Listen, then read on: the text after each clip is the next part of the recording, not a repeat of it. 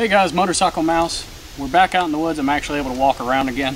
So today what I'm going to do is I want to show you guys the new hammock that I have. I have a Hennesy Expedition, and I'm going to compare it to the Eno Double Nest. And I'm also going to take you guys through my pack and what I usually will carry in a long-term top stay. So if I'm going out more than 2 days, the pack that I have on my back is what we'll usually carry. So I'm going to take you guys to its contents. Stay with us, be right back. Alright guys, Motorcycle Mouse, we're back. Alright, this is my new hammock. This is the Hennesy Expedition. And behind this you can see the Eno Double Nest that we usually use. So we're going to compare these a little bit. I've had a chance to get to lay in one of these and check it out. We'll go through some of the likes and dislikes. It has a mesh on the top, a no-see-on top mesh, so mosquitoes and bugs and things like that will stab you. It comes with a different tarp. I left the tarp off. As you can see, I'm using a military half shelter. A little bit heavier, but a little bit more bulletproof. For things like this, I don't know if you can see this in the video, but next to us we have what I would consider a Widowmaker. The one good thing about using that type of tarp over your regular sil nylon top tarp is if something like that fell on it, it's not going to tear it as easy. Now, rule number one is don't set your hammock up under any Widowmakers, but you know, just in case, you never know, you get a rough storm or something like that. So this is it without the tarp that comes with it. Now the Eno tarp, he has it set up in an open configuration so we can show you guys the hammocks. Now this one, the Eno is a really good hammock. Now when you lay in an Eno, you can tell how tough they are, just how well they are made. And you're supposed to lay on them on the diagonal like this. And these are just excellent tarps or hammocks, especially for the money that these cost. These are roughly about 70 bucks, whereas the one that we just showed you is roughly about 170 bucks, but it does come with the tarp, and this tarp you buy separately. So with the Eno tarp, you're going to spend about the same amount of money. This Eno will hold 400 pounds. The Expedition is rated for 250 pounds. So a little bit more strength than the Eno, but no mesh. But you can buy a net separately for the Eno, and it's going to run you about another 70 bucks. So with the total system, it's actually the Expedition that comes out cheaper. All right, now let's talk about the Expedition here.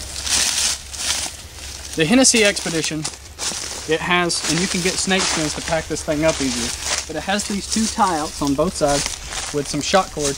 This helps keep it from swaying and just helps keep it open. Now the way you actually get in these is from the bottom, and it's a Velcro top opening.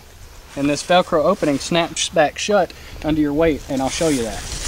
All you do to get in one of these is you back up to it, you set down. Once you set down just a little bit left of center, you pull your feet in, and as you can see, it just closes back. You wouldn't think it would do that, but it does. And same thing, you lay in these diagonally. To get back out of it, all you're going to do is put your foot back through that Velcro.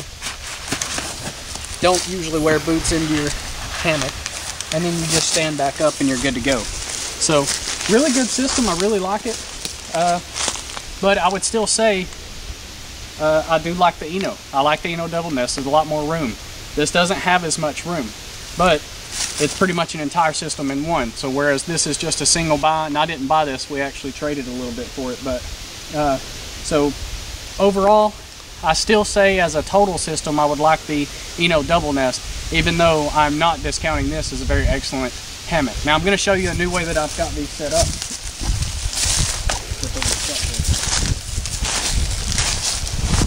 Now, these are two descender rings, and the way that you set these up is you just have your tie-out line, and yes, I'm not killing this tree, it's just 550 cord, we're just setting it up for a second. Alright, so what you'll do is you'll run this rope through both of them, and then only through the top one. Then what happens is you just pull it, and it tightens it up, and then it holds under its own weight. So I could, as you saw, I just sat in that, it holds me up, but it's as easy to just barely pull, and it tightens it up. So really good setup, really quick setup. You can, with the snake skins that come with this, your total setup time for this is about 30 seconds. So really fast setup if you have the snake skins. So really good hammock. So hang on just a moment. I'm going to carry you through what the rest of my pack's contents are. Be right back with you. Hey guys, Motorcycle Mouse. So now what we're going to do is I'm going to run you through the contents of my pack. But first I wanted to talk about some of the things I always carry on my person. So one thing is a hat, usually a wide brim top hat if I'm going to be out in the sun, but out in the woods like this, mostly just a baseball cap will work. I always carry a Shamaga for first aid, for water filtration, for keep dust out of my face, so on and so forth, all I got to do. So I always carry one of these. There's 1,000,001 uses for this.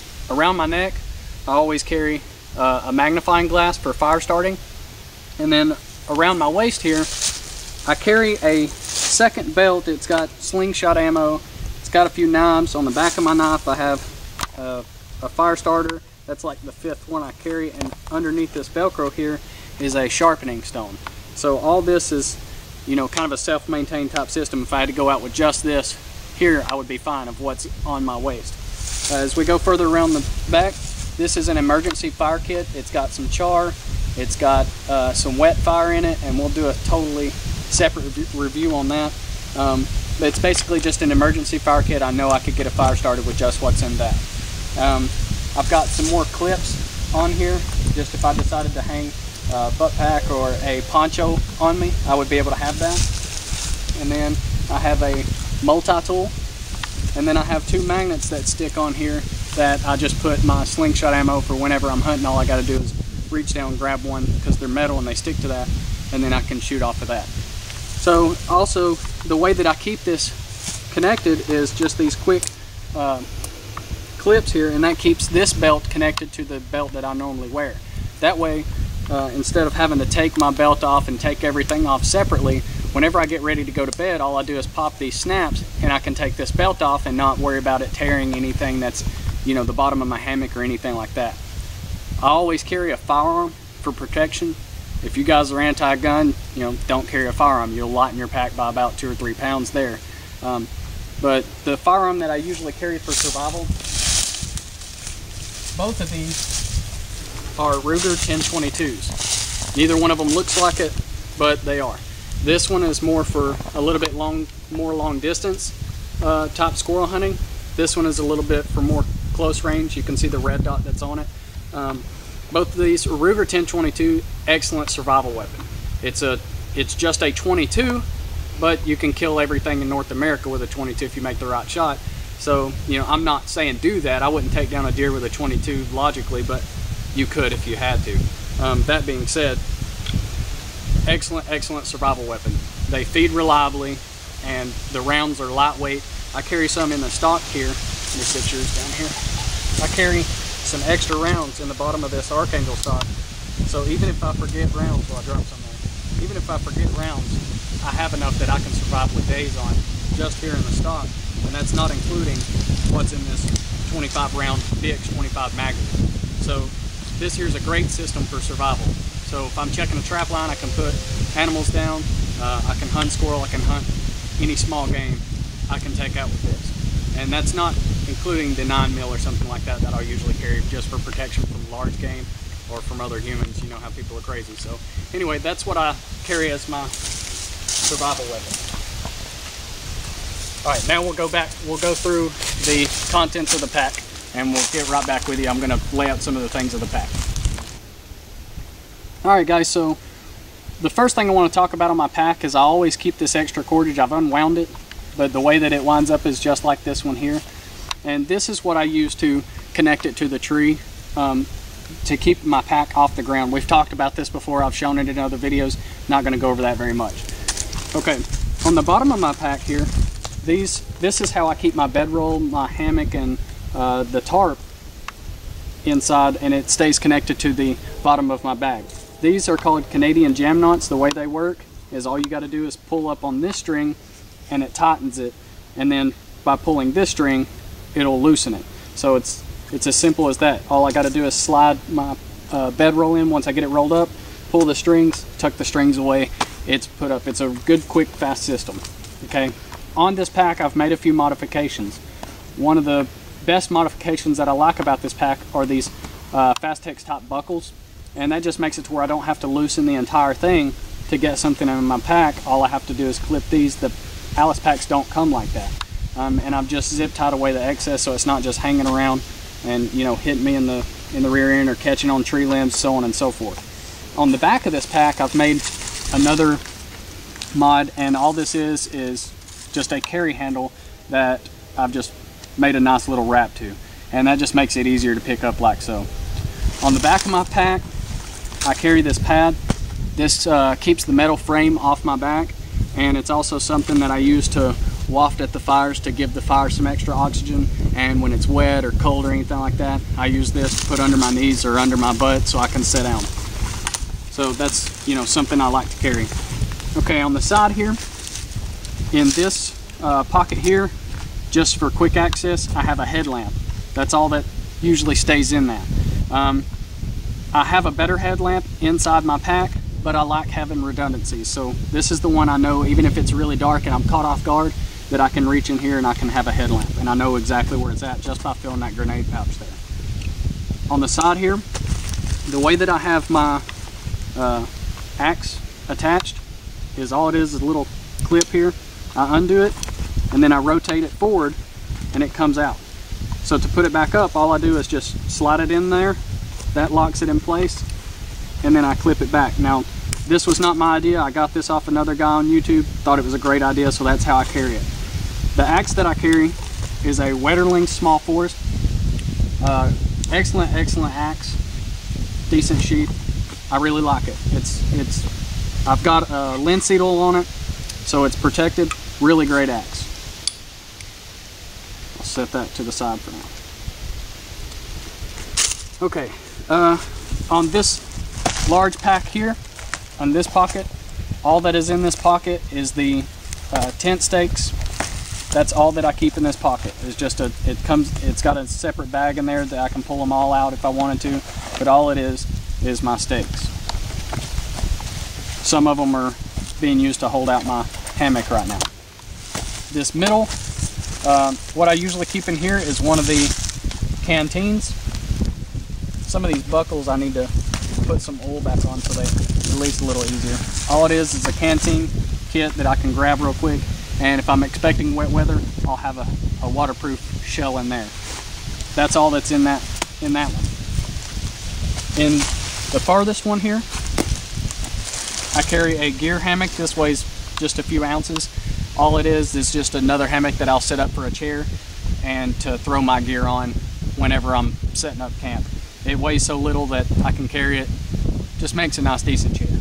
Don't have to have that, but I enjoy bringing it. I carry a set of gloves because anytime you're raking up leaves or anything like that, you don't want to get poison oak or poison ivy, picking hot things up off the fire, eating, so on and so forth. I carry extra cordage in here just for setting things up. That's a horrible wrap there, it looks like, but it's actually wrapped up pretty good. It just doesn't look very good. But I carry extra cordage, and that's all that's in that pack.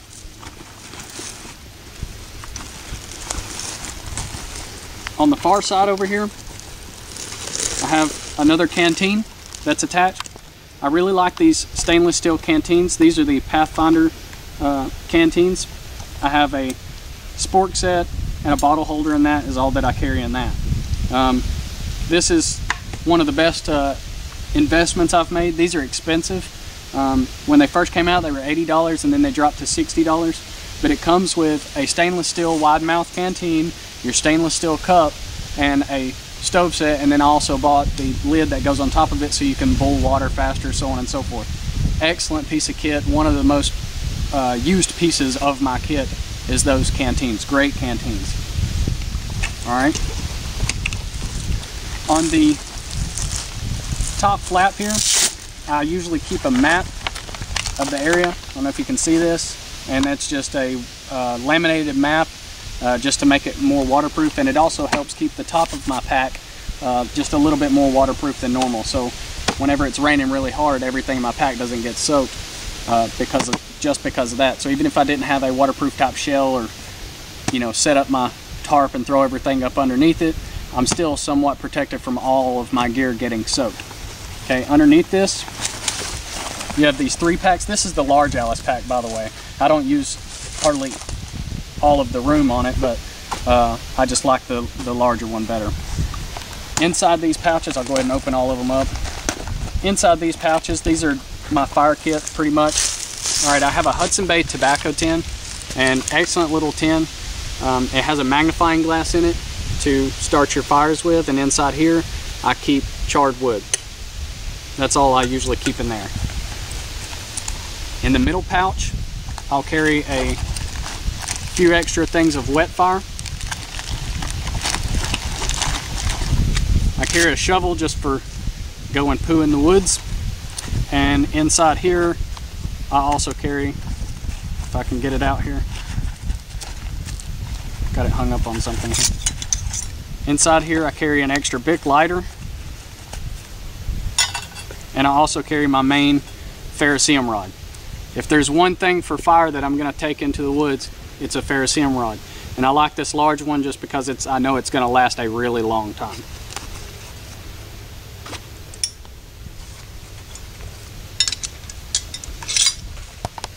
Okay. And on the far side, I keep my char tin. This is what I'll make my char in. This was a first aid kit originally. And I really like the size of that tin. I can make a lot of char in one go. Inside of it, if I'm not making char, this is a few pieces of tinder, and then natural tinder that I pick up along the trail that I find. If I see some punk wood, I'll throw it in here. Anything I want to char gets thrown in here as I walk through. All right, now the inside contents here. As I open it up, I carry extra socks with me if I'm going to be out for a long time.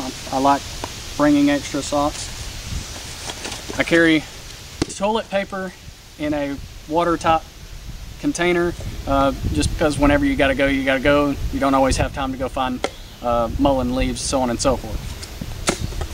I carry a food bag, and this one's extremely full right now because this is set up for about 5 days. Now, I can also hunt for my food.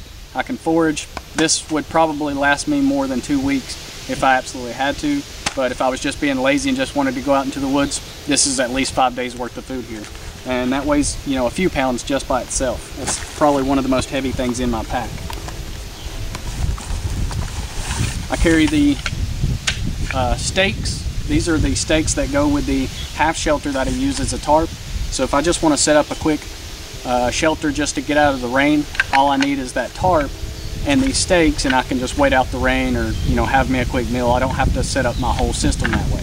So, you know, something good to carry there. They don't hardly weigh anything. This pot is the MSR Seagull. This is one of the best pots that's on the market, in my opinion. Stainless steel. I'll be able to hand this down to my child. So, you know, really good made. I really like this one.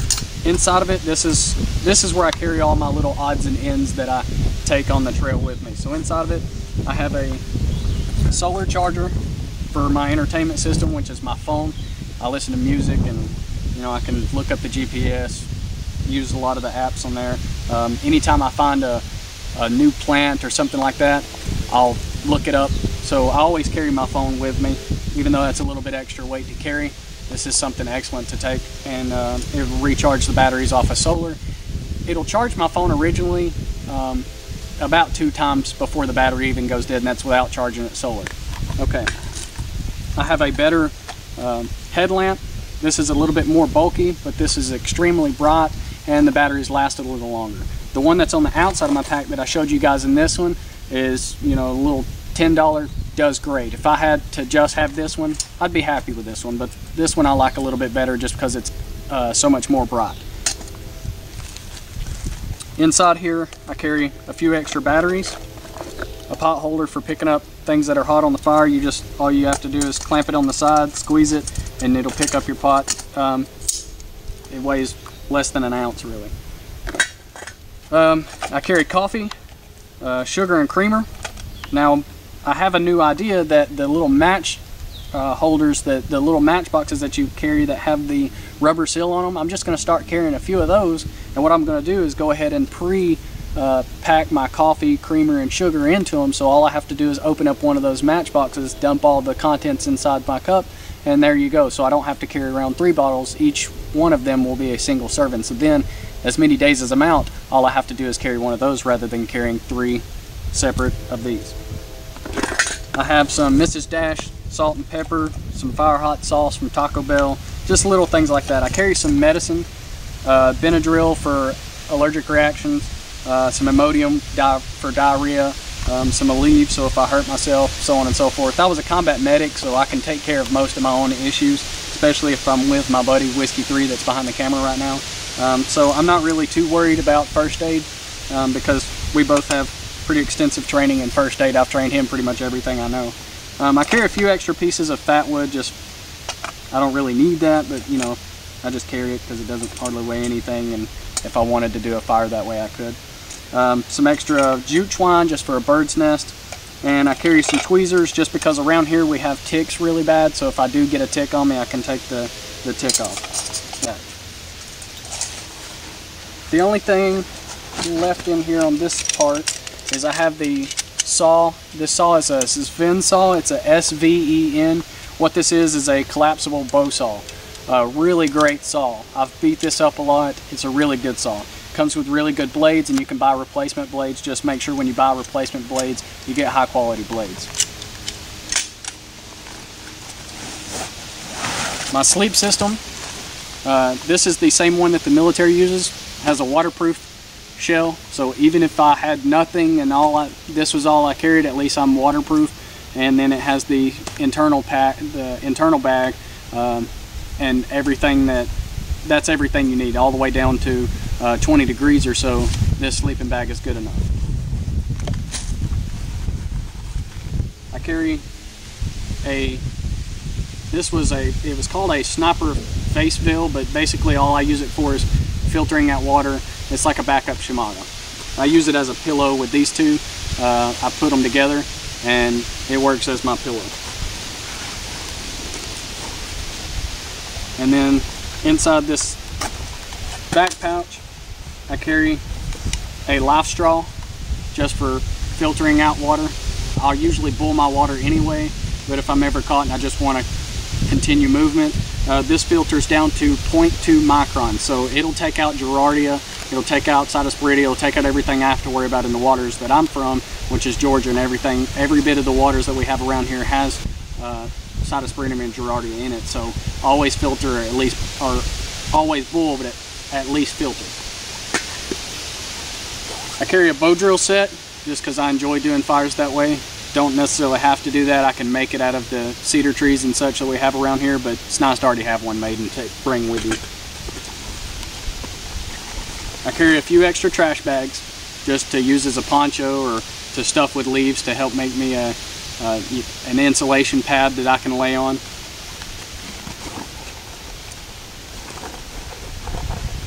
And then last but not least, I'll carry a journal. And that way if I find a new type of plant that I want to research, and let's say my phone's dead or something like that, take a quick sketch of it, write down a quick description of it, so on and so forth, and then that way when I get back home I can research it. So I'm not going to eat a new mushroom or a new type of leaf or something like that out here, and you know, if I don't know how to positively identify it, so I write it down, I'll go home and I'll research it. So that's it for the contents of my bag. And with this bag, I know that if I absolutely had to, I could go multiple weeks with just what I have with the contents that's in this bag. We've tried this out numerous times. I've got hundreds of hours out here, and when I first started I carried a ton of stuff, and even this is too much really. You could take away a lot of these things and still be able to make it comfortably. So that's all guys. Thanks for watching. We'll be back to you as soon as we can with another video.